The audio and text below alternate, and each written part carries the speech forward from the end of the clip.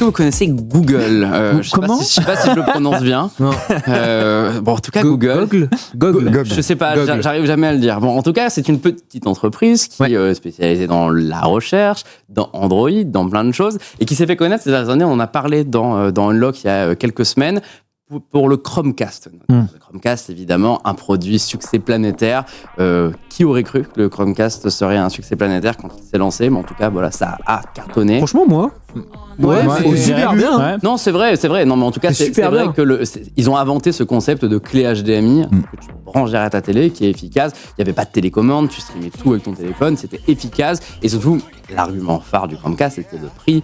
Entre 30 et 40 euros, 60 euros pour les modèles les plus chers. Ça offert à l'achat de n'importe quel téléphone Pixel. C'est la stratégie Google historique ces dernières années. Pareil que le Google Home, t'achètes un truc à la Fnac, tu pars avec 4 Chromecast, 3 Google Home. Ils aiment bien faire ça et ça a toujours fonctionné. Le Chromecast, succès planétaire, produit extrêmement apprécié, et ils annoncent cet été que c'est la fin du Chromecast. De manière assez pragmatique, ils disent que le marché a évolué. Il n'y a plus vraiment besoin aujourd'hui de ces petits produits pour connecter rapidement une télé, parce que les télés sont connectées, parce que ta box Orange, ta Freebox, elles ont déjà Netflix, Prime, Disney+. Donc ce marché a un petit peu changé, donc ils disent qu'il est temps de monter en gamme, et ils disent qu'ils vont remplacer le Chromecast par un produit qui s'appelle le Google TV Streamer 4K.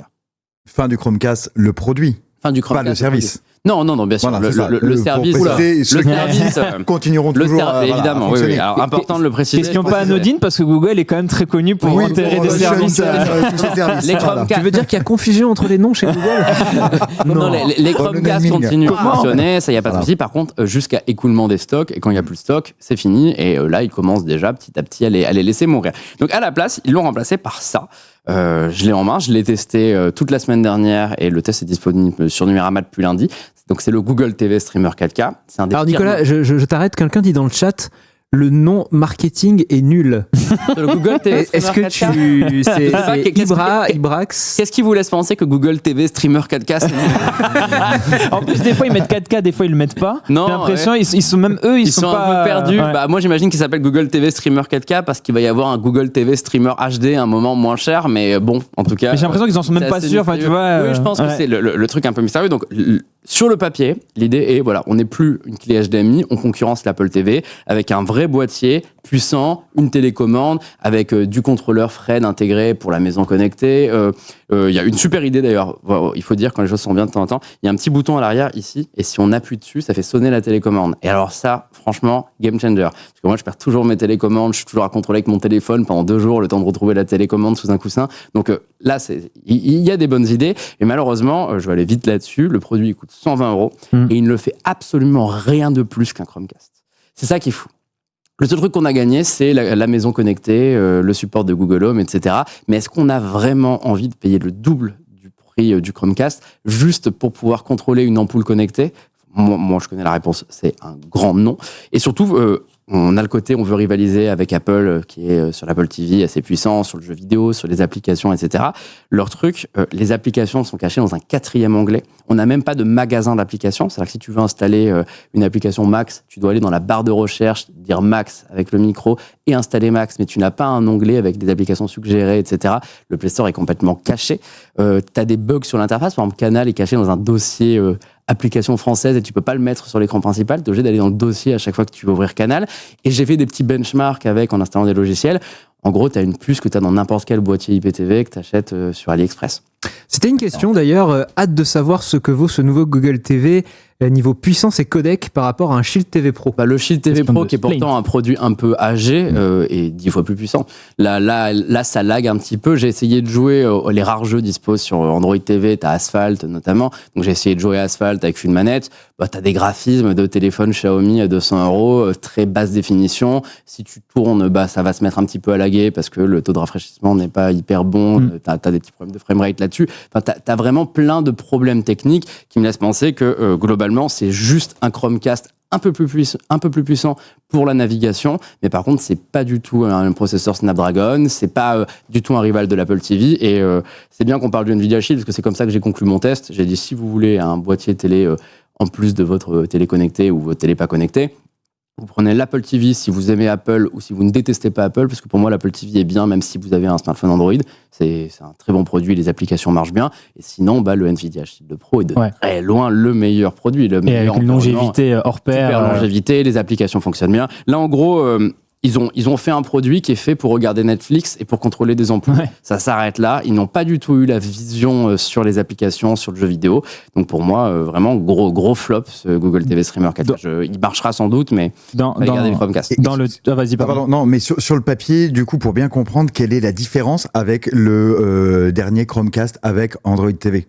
Le gros galet, je crois. T'as trois différences. Il y a aussi une télécommande. Le bouton pour faire sonner, un port Ethernet, de cool, et support natif de Thread. Donc Thread, c'est la technologie qui permet de contrôler les accessoires Matter.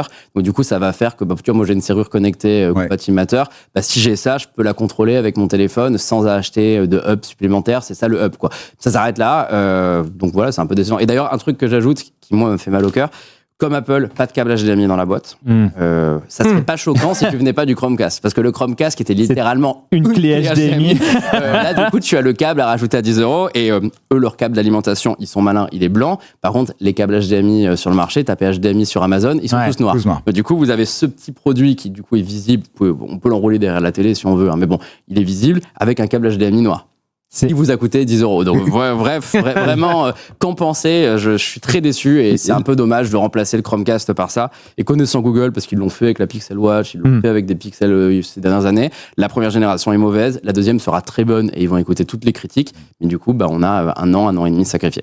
Et tu partages ta déception. Là, je vois dans le chat, les gens sont plutôt d'accord avec toi aussi. Jasmine qui dit hyper dommage. Et Kislefto qui dit, en comparaison, Apple TV apporte une plus-value plutôt palpable par rapport à cet appareil-là.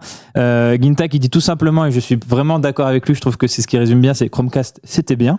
Absolument, c'est vraiment... ça faisait le taf. Et des fois, faire évoluer un produit pour le faire évoluer. En fait, c'est ça, j'ai l'impression, moi, c'est le faire évoluer pour le faire évoluer. Et c'est là où on peut un peu discuter de l'ambition de Google sur ce produit-là. Et surtout que jusqu'à maintenant, tout le monde pensait que ça serait Apple qui un jour lancerait une clé HDMI à 70 € pour mettre son écosystème et que Google était celui qui avait qui avait trouvé le produit parfait pour la télé. Et en fait, finalement, c'est l'inverse, mais Google suit très mal Apple. Et c'est moi, alors après, ça c'est très personnel. Je sais pas si vous pensez comme moi, mais je trouve que l'interface Google TV est un des pires trucs qui existent sur les télés connectées.